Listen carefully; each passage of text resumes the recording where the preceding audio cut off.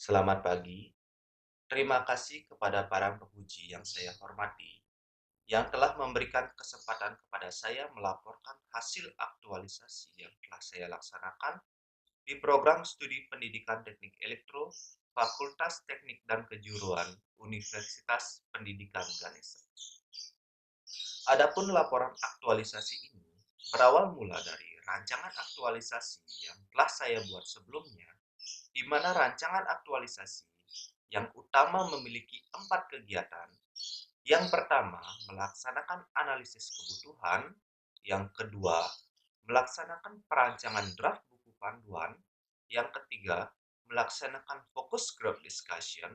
Yang terakhir, melaksanakan sosialisasi buku panduan. Sebelum masuk ke kegiatan inti yang sebelumnya saya jabarkan, adapun topik pembahasan yang saya bahas di dalam laporan aktualisasi presentasi ini, yaitu latar belakang, analisis dampak isu jika tidak diselesaikan, pelaksanaan aktualisasi, dan kendala serta strategi mengatasinya. Adapun isu yang diangkat pada pelaksanaan aktualisasi sebelumnya telah melaksanakan analisis evaluasi dari keempat isu yang ada di pendidikan teknik elektro. Metode analisis itu menggunakan metode APKL, aktual, problematik, kekalayakan, serta layak. Didapatkanlah isu yang memenuhi kriteria. Dari isu yang memenuhi kriteria masih ada dua isu di dalam perancangan aktualisasi sebelumnya. Kedua isu tersebut dilaksanakan analisis kembali. Metode analisis itu dinamakan USG, urgency, growth, serta serius. Di mana setelah melaksanakan USG didapatkan isu prioritas, isu terpilih, di mana isu terpilih yaitu belum optimalnya penggunaan aplikasi digital learning pada program studi pendidikan teknik elektro. Adapun yang mendasari kenapa isu ini dikatakan aktual, problematik, kekalayakan, serta layak dapat dilihat di depan.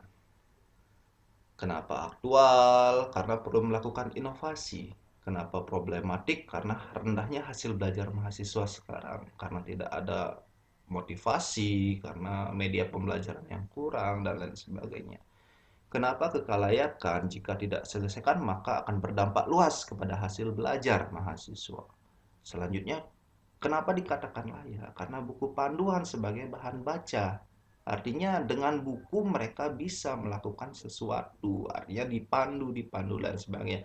Kalau tidak ada buku panduan, tidak akan bisa mahasiswa menggunakan aplikasi digital learning, khususnya Edpuzzle yang sekarang akan dibuat.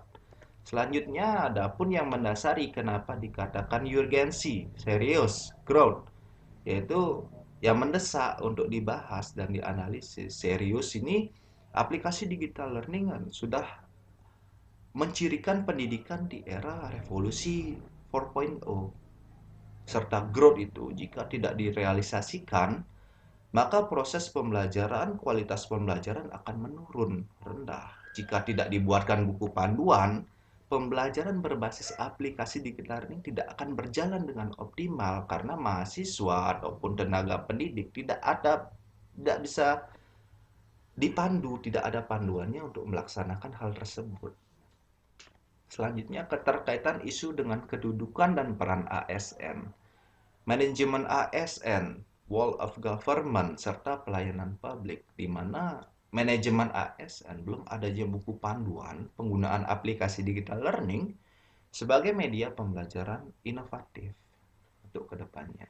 Wall of Government belum adanya koordinasi antara staf dosen dan pimpinan untuk pembuatan buku panduan sebagai pemandu antara mahasiswa dan tenaga pengajar itu sendiri.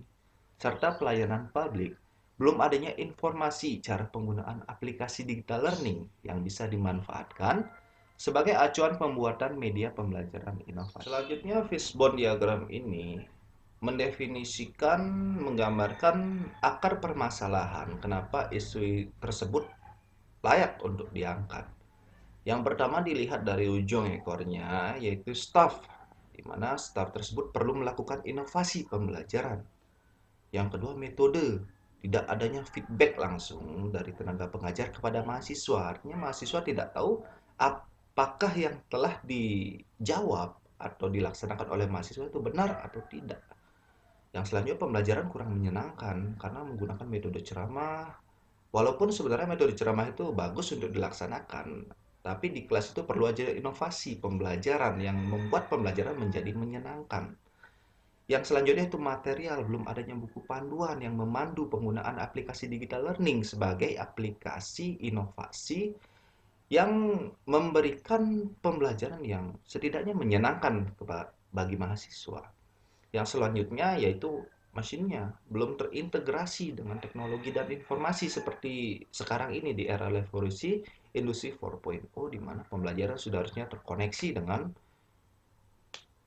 eh, teknologi dan informasi yang dimana akar permasalahan itu memunculkan isu belum optimalnya penggunaan aplikasi digital learning pada program studi pendidikan teknik elektro. Nah, gagasan pemecahan isu inilah yang menjadi dasar untuk memecahkan isu belum optimalnya penggunaan aplikasi digital learning tersebut. Di mana gagasan pemecahan isu di sini yaitu mengembangkan sebuah buku panduan pemanfaatan aplikasi digital learning khususnya Edpuzzle dalam perkuliahan yang diterapkan pada program studi pendidikan teknik elektronika khususnya untuk menunjang penggunaan aplikasi digital learning tersebut. Di mana pelaksanaan aktualisasi ada 4 tahapan. Yang pertama itu melakukan analisis kebutuhan untuk proses pengembangan buku panduan. Yang kedua, melaksanakan perancangan. Yang ketiga, melakukan focus group discussion untuk pemantapan buku panduan. Yang keempat, sosialisasi. Selanjutnya, peserta tidak terlepas dari kendala yang akan dihadapi selama masa pelaksanaan aktualisasi ini. Di mana kendala yang pertama itu penambahan tugas lain di luar tugas aktualisasi. Yang kedua, waktu aktualisasi yang terbatas, di mana peserta memang harus mengepreskan lagi kegiatan-kegiatan yang berfokus kepada aktualisasi lah pada khususnya. Yang ketiga, secara tidak terduga ada pandemi virus corona atau yang sering disebut COVID-19. Di sini strategi mengatasinya paling menonjol yaitu memanfaatkan seluruh platform digital baik sebagai sarana diskusi yang menggunakan Google Meet, pengumpulan data kuantitatif yang menggunakan Google Formulir, dan alat komunikasi seperti WhatsApp dan lain sebagainya. Itulah yang akan terlihat menonjol di kegiatan ketiga dan keempat. Nah, baiklah, sekarang masuk kepada pelaksanaan aktualisasi tersebut, di mana kegiatan pertama yaitu analisis kebutuhan untuk proses pengembangan buku panduan. Analisis kebutuhan di sini menggunakan Google Form, yang di mana Google Form ini dilempar langsung kepada mahasiswa. Di sana kita mendapatkan beberapa tanggapan dari pertanyaan-pertanyaan yang ada di Google Form tersebut, di mana sudah tercatat di depan, di slide. Yang pertama itu angket analisis kebutuhan mengenai pembelajaran terlebih dahulu. Ada 84 responden, di mana keseluruhan memang menganggap analisis kebutuhan pembelajaran itu mereka menganggap pembelajaran menggunakan video sangat menyenangkan bagi mereka dan lain sebagainya. Ada 5 pertanyaan. Yang kedua, angket analisis kebutuhan pengembangan buku panduan terdapat 71 responden, di mana kebanyakan dari mereka menganggap bahwa mereka memang butuh sebuah buku untuk memandu mereka menggunakan aplikasi digital learning. Karena di aplikasi digital learning banyak fitur-fitur yang menyulitkan mereka. Banyak menu-menu yang terlalu banyak yang tidak mereka ketahui apa fungsinya dan lain sebagainya. Bagaimana caranya melanjutkan sampai akhirnya mereka bisa menggunakan itu sangat sulit bagi mereka. Artinya buku panduan ini sangat mereka butuhkan untuk kedepannya. Next, kegiatan kedua yaitu merancang desain awal buku panduan pemanfaatan aplikasi digital learning. Di depan sudah dipaparkan ada setidaknya 9 kegiatan, 9 tahap. Yang pertama itu pembuatan cover, pembuatan sampul dalam, pembuatan kata pengantar, dan sampai akhirnya perangkuman daftar pustaka. Draft inilah yang nanti akan dilempar lagi ke kegiatan yang ketiga, di mana kegiatan ketiga yaitu fokus group discussion untuk validasi draft buku buku panduan, di mana dari fokus group discussion ini, dari diskusi ini menghasilkan beberapa saran perbaikan. Yang pertama itu, isi buku memang harus disajikan sesuai dengan kenyataan atau bersifat faktual. Yang kedua, isi buku diharapkan dapat menimbulkan minat pembaca dengan salah satunya menggunakan gambar-gambar yang menarik, dengan instruksi-instruksi yang menarik pula, dan lain sebagainya. Yang ketiga, bahasa yang digunakan harus komunikatif, interaktif sesuai dengan YD. Yang keempat, perhatikan penggunaan kalimat. Kalimat yang digunakan bersifat efektif. Yang kelima, perhatikan istilah yang digunakan, sesuaikan dengan Kamus Besar Bahasa Indonesia atau istilah teknis yang telah disepakati sebelumnya. Yang keenam, konsistensi itu penting. Sistematika penyajian dalam setiap bagian harus diperhatikan. Yang ketujuh, keruntutan isi dalam setiap bagian. Yang kedelapan, isi identitas pada gambar dan tabel jika tersedia gambar dan tabel di dalamnya. Itulah saran perbaikan saat fokus group discussion itu dilakukan.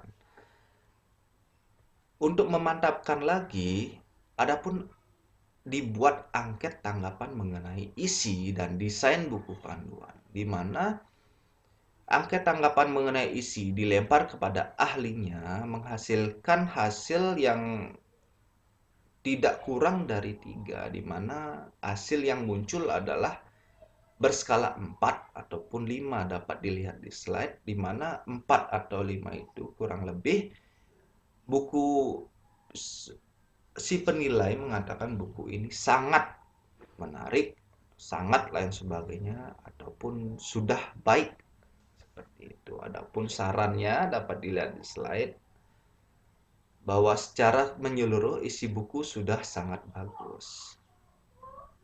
Nah, selanjutnya, angket tanggapan mengenai desain buku panduan tidak kalah penilainya dengan isinya, berkisaran antara nilai 4 dan 5, sudah baik karena sebelumnya sudah melakukan fokus group discussion, di sana sudah diperbaiki baru dinilai. Ya.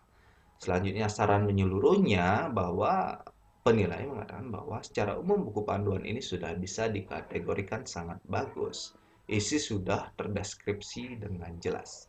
Nah, dari penilaian inilah, dari angket tanggapan inilah, dan sudah melakukan fokus group discussion, selanjutnya dilakukan kegiatan yang keempat, yaitu sosialisasi buku panduan, pemanfaatan aplikasi digital learning Edpuzzle kepada pengguna.